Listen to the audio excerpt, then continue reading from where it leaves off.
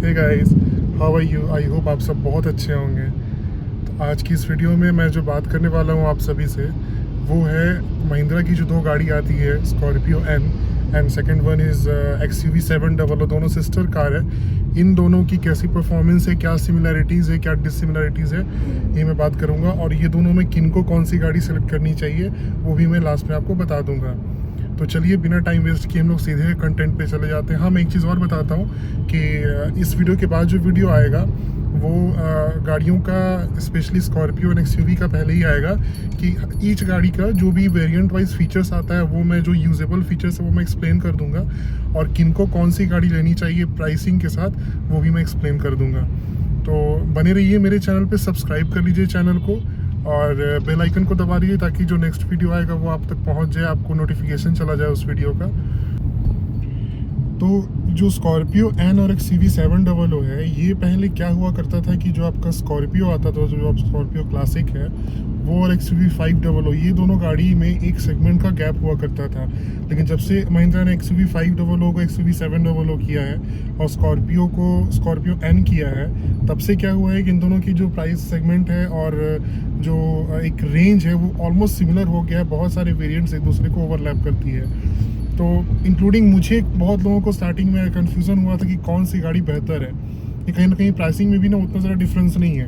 अगर आप top model की बात करोगे तो टॉप मॉडल में आई थिंक कि ऑन रोड मेरे शहर में जहाँ मैं रहता हूँ करीब 1.5 से 2 लाख का डिफरेंस है, ठीक है। लेकिन जो बेस मॉडल है उसमें रफली 80 to 85,000 का डिफरेंस है, और बीच के काफ़ी सारी वेरिएंट्स जो हैं वो भी ओवरलैप भी करते हैं। इसीलिए मैं ये वीडियो बना रहा हूँ कि कौन सी गाड़ी किसको लेनी चाहिए। तो हम लोग स्टार्ट करते हैं कि सिमिलरिटीज़ क्या है दोनों गाड़ियों में। तो सिमिलरिटी में सबसे पहली चीज़ जो मैं बोलूँगा वो सेफ्टी है। दोनों ही गाड़ी जो है उसको 5 स्टार रेटेड क्रैश टेस्ट दिया गया है, और सिर्फ क्रैश टेस्ट की बात मैं नहीं करूँगा।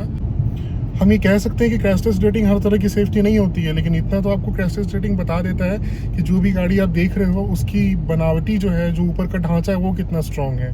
तो एक्टिव सेफ्टी भी अच्छी है दोनों गाड़ी की, पैसिव सेफ्टी भी अच्छी है, और क्रैश टेस्ट रेटिंग में भी दोनों ने एडल्ट में 5 स्टार स्कोर किया है। मेरा सिमिलरिटी का ये हो कि दोनों ही गाड़ी में आपको ABS EBD rear parking sensor मिलता है।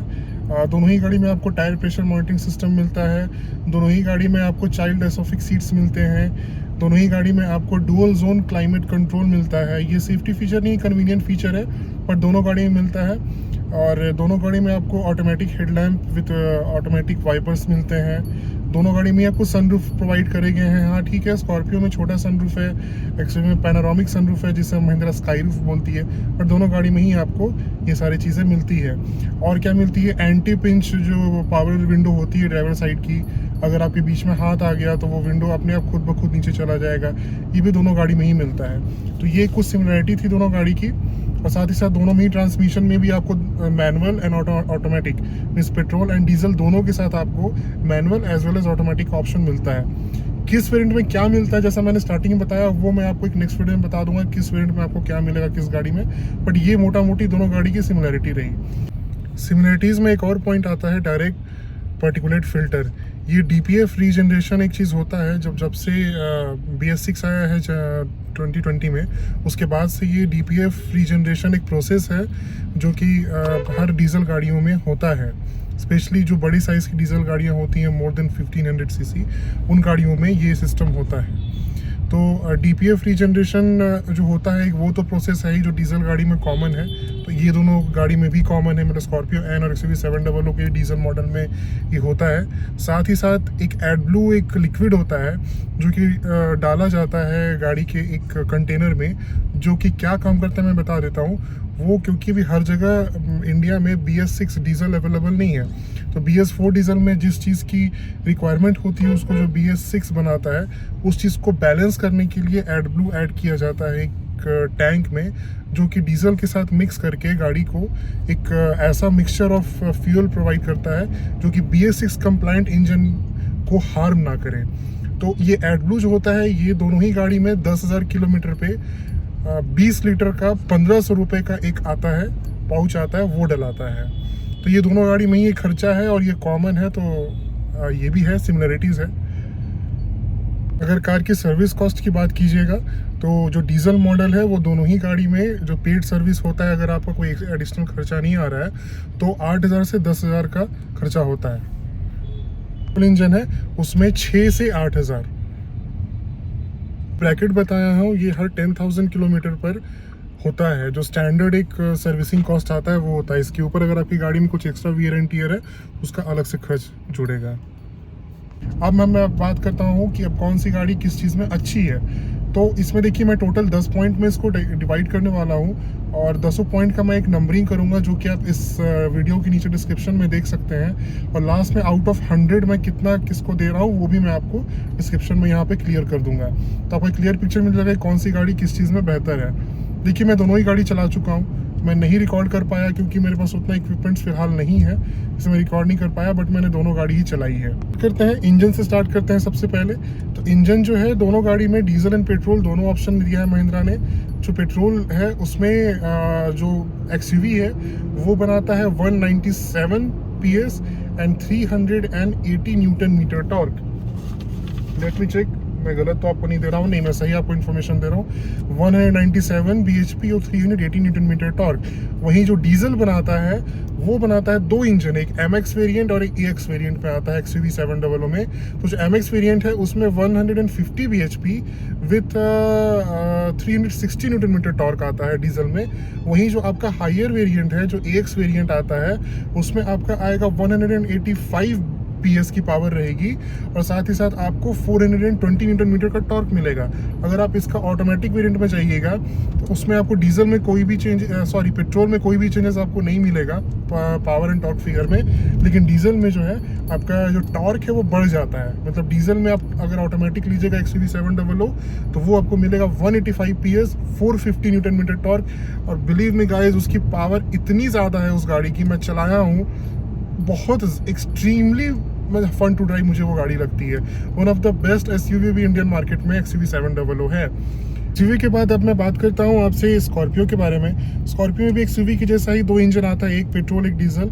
जो पेट्रोल इंजन है वो पेट्रोल इंजन आपको 201 PS की पावर देता है और 370 न्यूटन मीटर का टॉर्क देता है मैनुअल में। और जो डीजल है वो आपको देता है 172 PS की पावर और वो भी 370 न्यूटन मीटर का टॉर्क देता है मैनुअल में। अगर आप स्कॉर्पियो N को ऑटोमेटिक में लीजिएगा तो दोनों गाड़ी की पावर सेम रहेगी, लेकिन टॉर्क आपका दोनों गाड़ी का बढ़ जाएगा।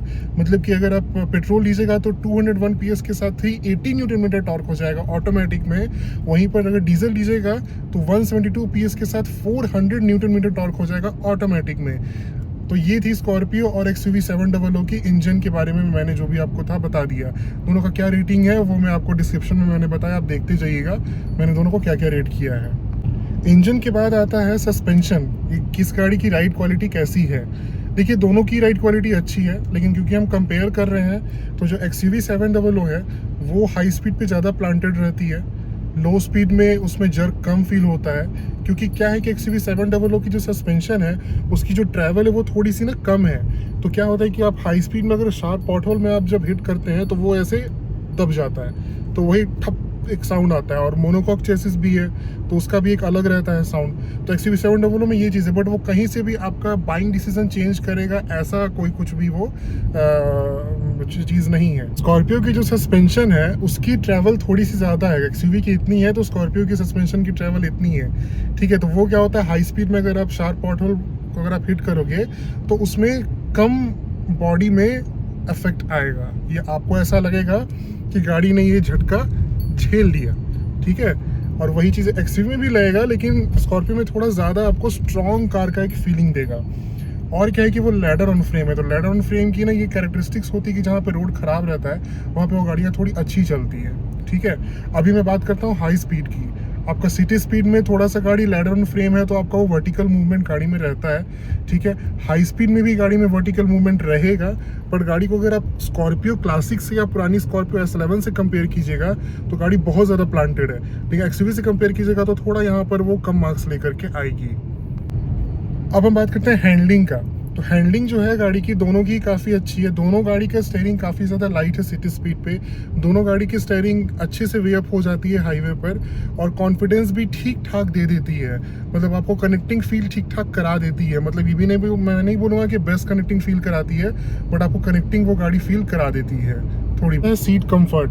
तो सीट कंफर्ट देखिए गाड़ी का ना, मैं इसके अंदर 3 पार्ट में डिवाइड किया हूँ। सीट कंफर्ट पे एक ओवरऑल मार्किंग करूंगा और उसके अंदर 3 पार्ट है। सीट कंफर्ट फर्स्ट रो की कैसी है, सेकंड रो की कैसी है।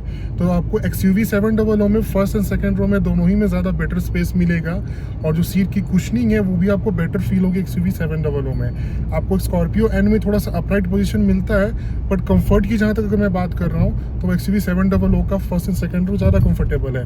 अगर मैं लास्ट रो थर्ड रो की बात करूँगा तो दोनों ही गाड़ी का किसी यूज़ का नहीं है, आप छोटे बच्चे को ही उसमें बैठा सकते हैं। बट उसमें भी XUV 700 थोड़ा सा ही मार्क आगे ले जाती है।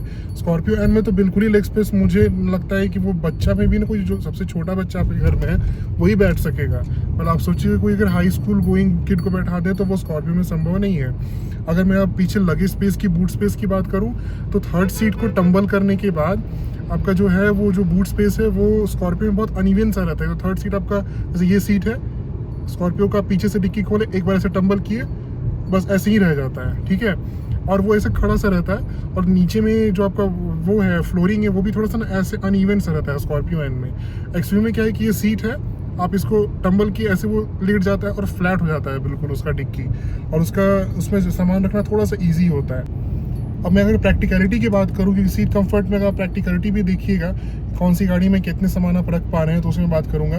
तो स्कॉर्पियो एन में क्या है, यानी कि पहले जो आता था आपका स्कॉर्पियो, साइज उससे बढ़ गई है गाड़ी की, हाइट को छोड़ के विड्थ एंड लंबाई बढ़ गई है, व्हील बेस भी बढ़ गई है, लेकिन स्टोरेज स्पेस के अंदर में कोई खास इंप्रूवमेंट स्कॉर्पियो में हुआ नहीं है।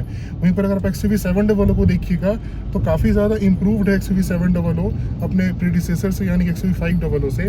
उसमें स्टोरेज स्पेस बहुत अच्छा है, आपको पानी रखने का जगह, आपको कॉइन रखने का जगह, आप और भी कुछ रख रहे हैं, बच्चा है तो गाड़ी में कहीं आप जर्नी करें, निकनैक्स रखना है, उसकी स्पेस भी आपको XUV 700 में स्कॉर्पियो एन की कंपैरेटिवली थोड़ा ज़्यादा मिले। ओवरऑल कह सकता हूँ कि जो इंटीरियर स्पेस मैनेजमेंट है वो XUV 700 का बेटर है कंपैरेटिव टू स्कॉर्पियो एन।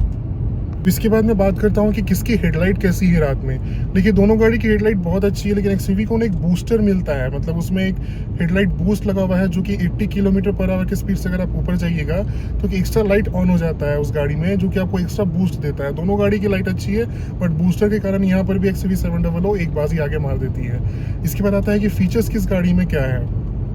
तो देखिए XUV 700 में ऑलमोस्ट सारे फीचर्स आपको मिल जाते हैं, बढ़ चढ़ के फीचर मिलते हैं। एडास उसमें मिलता है, आपको 360 डिग्री कैमरा मिल जाता है, फ्रंट कैमरा मिल जाता है, ब्लाइंड व्यू मॉनिटरिंग सिस्टम मिल जाता है, आपको वेलकम सीट मिल जाता है, हर चीज़ उसमें ऑलमोस्ट मिल जाता है फीचर्स में।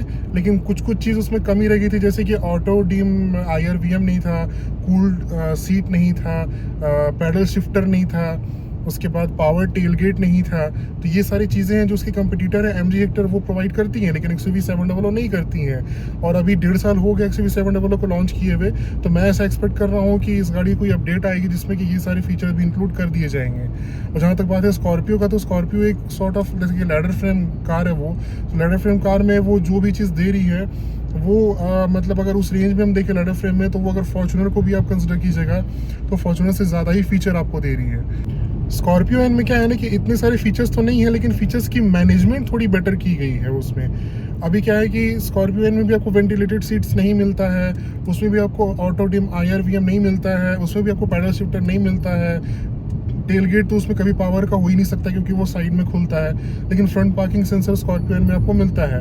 तो एक तरह से मैं कहूँगा कि फीचर्स की जो डिस्ट्रीब्यूशन है और स्कॉर्पियो के जैसे बायर्स हैं, जैसे कस्टमर्स को महिंद्रा टारगेट करती है स्कॉर्पियो एन से, उस लिहाज से स्कॉर्पियो एन में सफिशिएंट फीचर है। लेकिन XUV 700 में क्या है ना कि थोड़े प्रीमियम बायर्स आते हैं, उस प्रीमियम बायर्स को ना मैंने जो 3-4 फीचर के नाम बताया वो सब अगर आप ऐड कर देंगे तो गाड़ी की अपील बहुत ज़्यादा बढ़ जाएगी।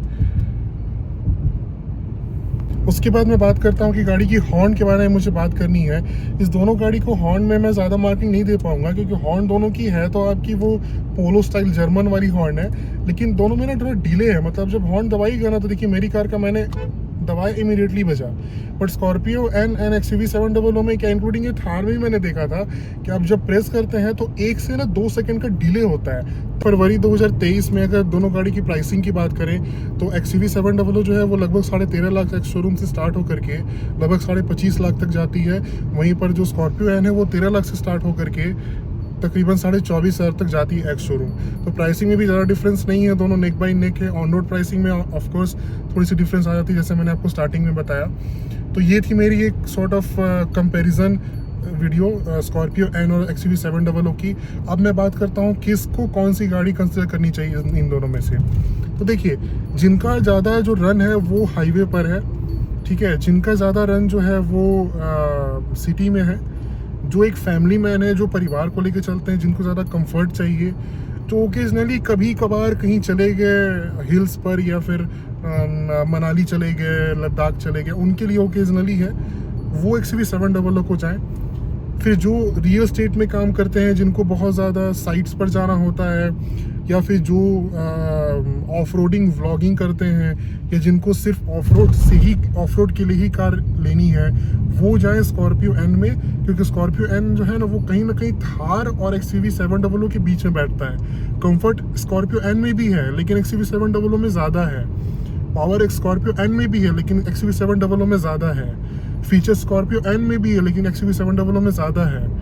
कंफर्ट जो है वो इसलिए कम हो जाता है थोड़ा सा स्कॉर्पियो में, क्योंकि वो लेडर ऑन फ्रेम है। लेडर ऑन फ्रेम गाड़ी की कैरेक्टरिस्टिक्स होती है कि वो थोड़ा बहुत ना ऐसे वोवल करती रहेगी, पीछे से ऐसे मूव करती रहेगी, तो वो कहीं ना कहीं कंफर्ट को वहाँ मार देती है। तो ये थी मेरी वीडियो स्कॉर्पियो एन और XUV 700 का एक सॉर्ट ऑफ कंपैरिजन और रिकमेंडेशन मेरे लिए। आप लोग चैनल को सब्सक्राइब कर लीजिए और कमेंट ज़रूर कीजिएगा कुछ डाउट होगा तो। और इसके बाद मैं दोनों गाड़ी पर स्पेसिफिक एक रिव्यू लेकर के आ रहा हूँ। मैं गाड़ी चलाते हुए तो नहीं दिखा दूंगा, लेकिन मैं जितने ज़रूरी चीज़ है वो सब मैं बता दूंगा, सारे फीचर्स बता दूंगा, प्राइसिंग बता दूंगा, कौन सी वैल्यू फॉर मनी वेरिएंट है वो बता दूंगा। तो थैंक यू, इसी तरह से प्यार देते रहिए और देखते रहिए मेरे वीडियो को, लाइक करते रहिए और बाय बाय, टेक केयर।